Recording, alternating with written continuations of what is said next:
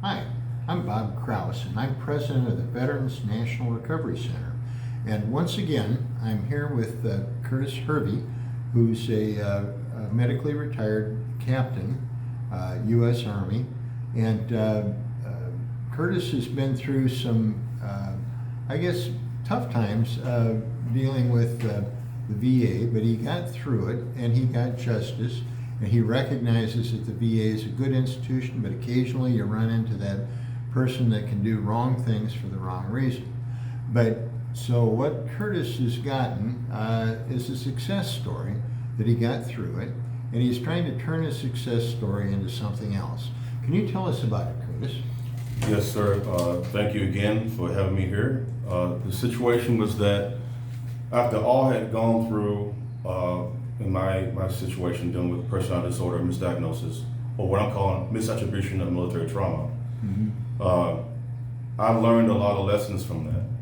So as we train as officers, we're trained to make things a little bit better than when we got there. So I always had in my mind that when I was going through my ADR or alternative dispute resolution, and I was going through, then I eventually went on to litigation as a pro se litigant. I always had in the back of my mind, I wanted to do something to help others. I didn't want to just get through it and win, hey, going about my life. I wanted to make it better for others in some way. So I thought, what could I do? And one thing I thought I could do was maybe write a bill. I didn't know how to write a bill, I'd never written a bill before. So I looked at the Statesco Act of 2019. That was my template. So I took that template and then I drafted a bill that amends 38 CFR 4.125. It deals with mental diagnosis. So I'm just amending what already exists. I'm not really creating anything. And the whole purpose. Why are you doing that? I'm doing it because after dealing with this situation for myself, what I learned was that I was not alone. I learned that this has happened to many other veterans. And what you saw was that the law is kind of like this, but you got to go through different places to find it, and nobody knows where it is. Yes, sir. So it's kind of a codification of what is legal, but it is not visible. Is Yes, that sir. correct? Yes, sir. One of the most frustrating things was during this process is trying to define what the individual did wrong and then proving it. And the issue is, it's called standard of care. And when you're dealing with malpractice such as this, in this case is mental diagnosis, medical malpractice. There are 4 D's you have to prove. The first one is duty, that there was a duty of care owed to the patient. The second D is that there was a dereliction of duty. The fourth D is there's a direct causation. And the third D, and the fourth D is there were damages, compensable damages. So the dereliction is very difficult to prove, which is dereliction from the standard of care. And one of the problems is finding standard of care is that it depends. It depends. So if we're out in the field in the middle of let's say we're in the middle of a war, the standard of care for cleaning a wound is going to be a little bit different from the standard of care in the operating room. You can't hold to the same standards. Well, Your Honor, he didn't clean my wound out properly, and there was dirt in there. You can't do that. It's a war. Yeah. But standard care in the operating table, that's going to be much higher. So that's one instance. But the biggest problem I found out is that no one could define the standard of care when making mental diagnosis. I spoke to the chief of psychiatry at a particular VA, I won't say which one, and she indicated that she let them have discretion when it came to making mental diagnosis and how they went about it. And that showed me right there that, and as we know as officers, that you need a uniform standard if you're going to maintain some semblance of quality, because you need a standard to judge everything that's going on to maintain quality. And if you have different standards, you'll have different levels of quality. So you've got, so in this, you focus on the diagnostic manual, and you incorporate the diagnostic manual that psychiatrists use all over the country. And then you also, because what is occurring is a misdiagnosis, you're including definitions for what is being misdiagnosed. Yes, sir. Which is basically PTSD, MST, TBIs. traumatic brain injury. Yes, sir. There's a universe of maladies that are being diagnosed as personality disorders. Yes, sir. Why do you think that it's going that way? What is the trend? Is that a punitive thing? Sir, what happens is you have two ways you can go. Sometimes it's unintentional, and sometimes it's intentional. So you have some people. This is not an isolated thing. What I found in my research and doing the ADR and litigation is that, because I've talked to a lot of medical experts. I was trying to get a medical expert for my case, and a lot of them don't know how to properly use a DSM.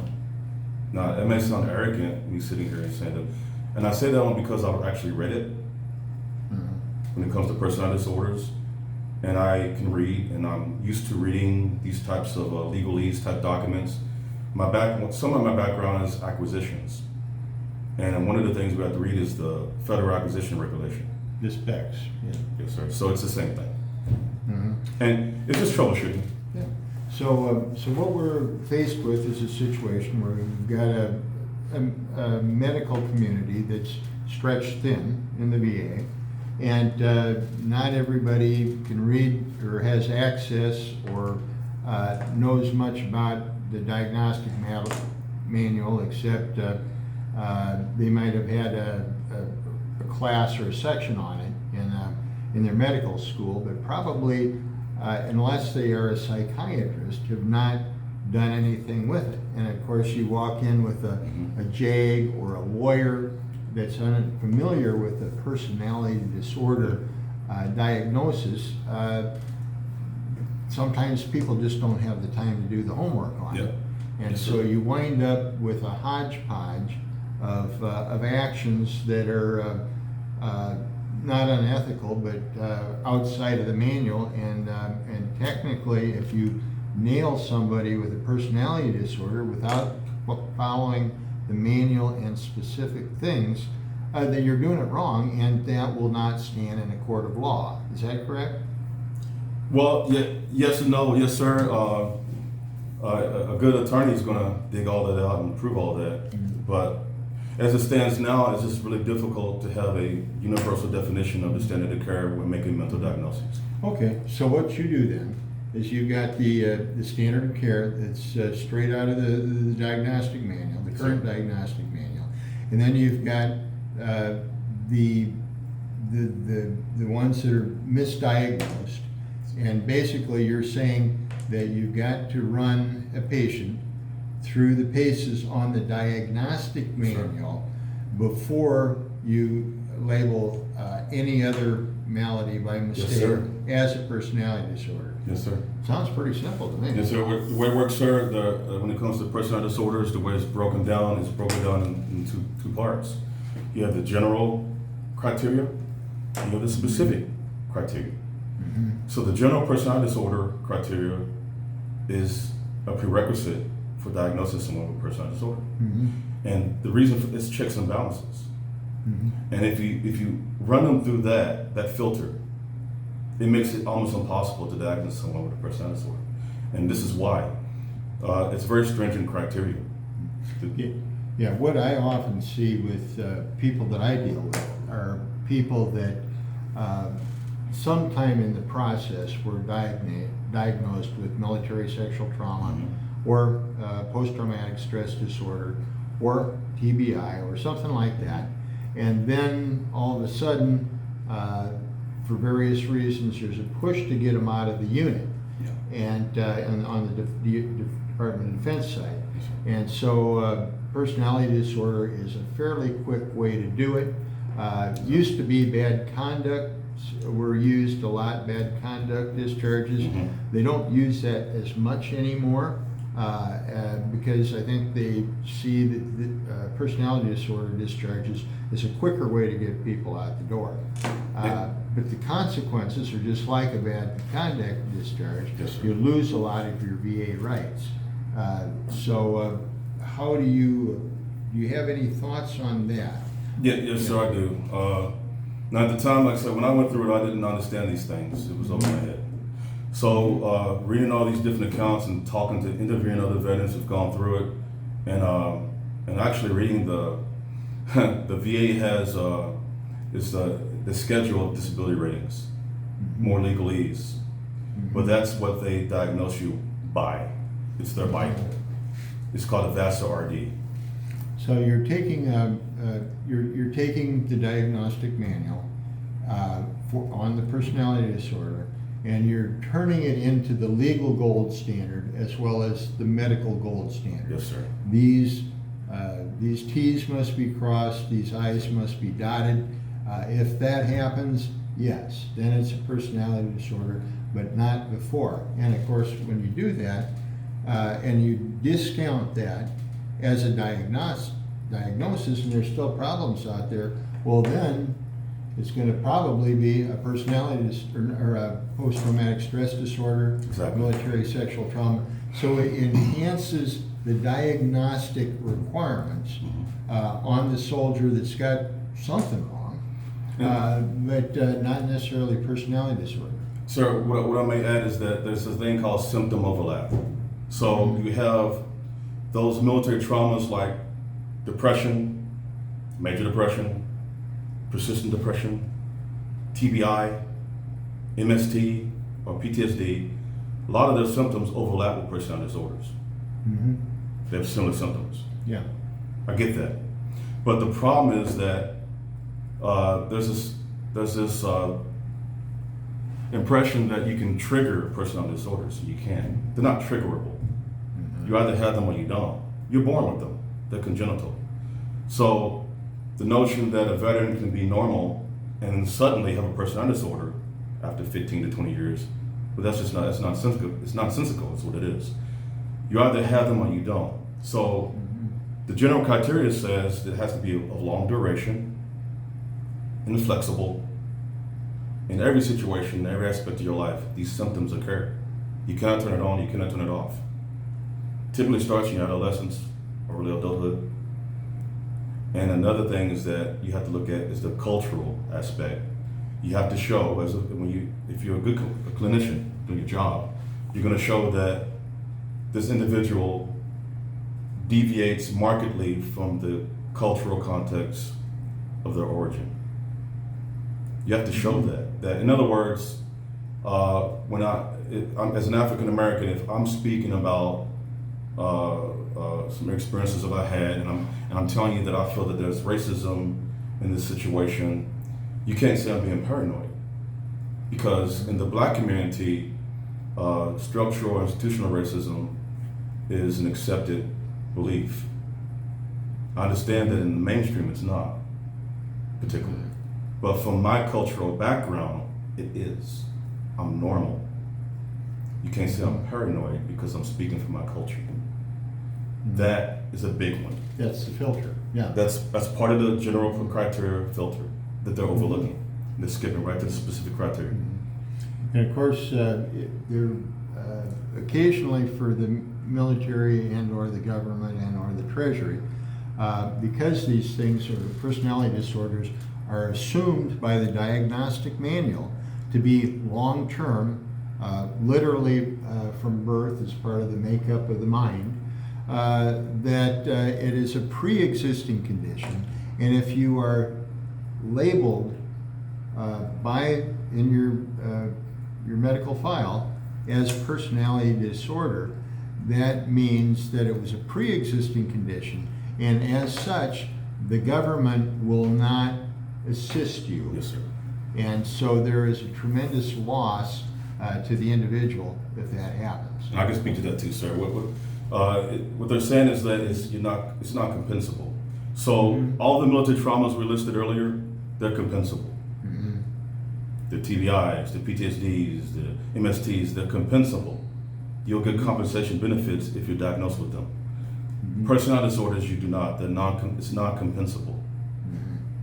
It is not compensable. You are not eligible for any benefits, health, medical, compensation. It can even affect your pension potentially. So that is the impact.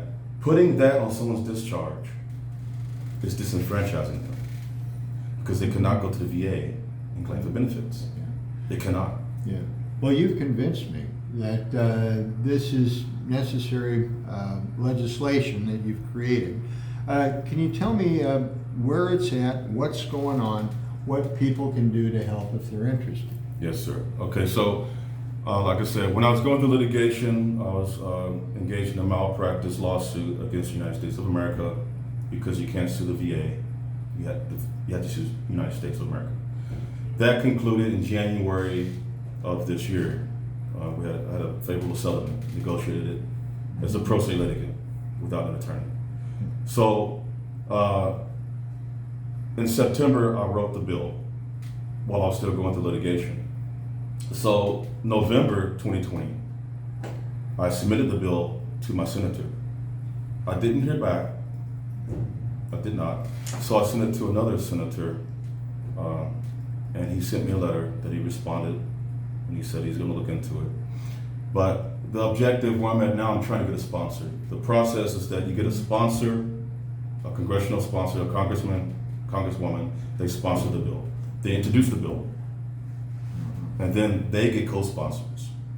So once I get a sponsors out of my hands, and the congressman or congresswoman will go about and find the co-sponsors, and then the bill will be discussed at a hearing, introduced at the hearing and discussed, and then there's a process where they'll make necessary corrections, and then as it moves on down the line for signature by the president, hopefully, that's where it ends. So that's where I'm at. So this, well, this may not be the be-all and end-all of injustices that have come from false diagnosis of personality disorder. It's about the strongest step that I have seen.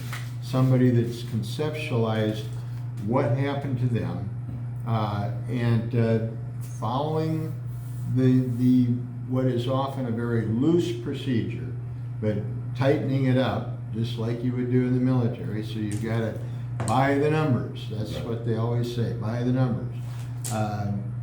Can go through and do a proper diagnosis, and it's good either way, because either you eliminate the personality disorder or you keep the personality disorder. If you eliminate it, then you have to go through the other tests, Yes, the PTSD, the depression, the MST, etc. Yes, sir. So it is the core of not only preventing wrongful discharge for personality disorder and denying people their rights, but it also strengthens the procedure so people that with PTSD, MST, and other afflictions get their own justice and their own medical help.